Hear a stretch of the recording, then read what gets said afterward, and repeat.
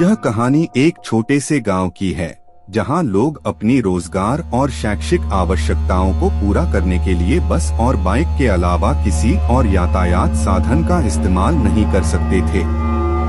गांव के एक युवक का नाम अनुराग था जो अपनी साइकिल से रोजगार के लिए गांव के बाहर जाता था। एक रात उसकी साइकिल ने उसे एक अजीब और डरावना सफर में ले जाने का निर्णय किया। अनुराग का रोजगार बहुत दूर की नगरी में था, जिसके लिए उसे रात के समय अपनी साइकिल पर जाना होता था। गांव की सीमा पार करते ही उसने एक अजीब सा अंधकार महसूस किया, लेकिन उसने इसे ध्यान नहीं दिया और अपनी साइकिल को तेजी से चलाना जारी रखा।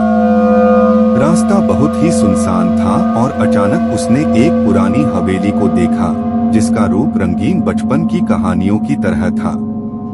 अनुराग ने महसूस किया कि यह वातावरण कुछ अजीब है, लेकिन वह बीते कुछ महीनों से रोजगार के लिए रात के समय में यही रास्ता तेजी से बार बार चलता आ रहा था। अनुराग की साइकिल ने अचानक रुक जाने का निर्णय किया, जैसे कि कोई अदृश्य हथियार उसको रोक रहा हो। अचानक से वह सुनने लगा कि उसके पीछे कोई गहरी सांसें हो रही हैं, लेकिन वह उसे देख नहीं सकता था। हवेली की बड़ी खिड़की से अनजान आवाजें आ रही थीं और अनुराग ने धीरे धीरे उसकी तरफ मोड़ लिया। वह देखा कि हवेली के बड़े दरवाजे खुले हैं और एक पुराने व्यक्ति की शक्तिशाली आत्मा साइकिल के पास खड़ी है। उस आत्मा ने अनुराग से कहा, तुम्हें यहाँ नहीं आना चाहिए था। इस हवेली में कुछ बुरा हो रहा है और तुम्हें इसका शिकार होना तय है। अनुराग ने समझा कि यह सच हो सकता है और वह जल्दी से वहां से बाहर निकलने का निर्णय किया।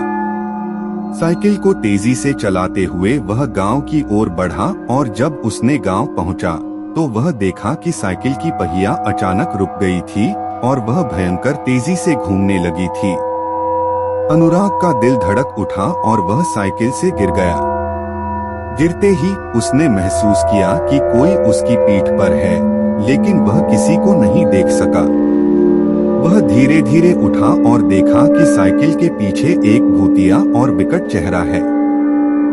अनुराग ने भूत से पूछा, तुम कौन हो? भूत ने हंसते हुए कहा, मैं वह व्यक्ति हूँ जो तुम्हें हवेली से बाहर भगाने का काम करता रहा हूँ। तुमने सुना नहीं था मेरी चेतावनी को और अब तुम्हें यहाँ से बाहर जाने का समय हो गया है। अनुराग ने भूत की चेतावनी को सुना और उसने तत्काल वहां से बाहर निकलने का निर्णय किया। साइकिल का धरती पर आना जाना बंद हो गया और अनुराग ने कभी भी उस स्थान से गुजरने का नाम नहीं लिया। वह अब दिन के समय ही रोजगार के लिए बाहर जाने का निर्णय करता था, ताकि उसकी साइकिल सुरक्षित रह सके।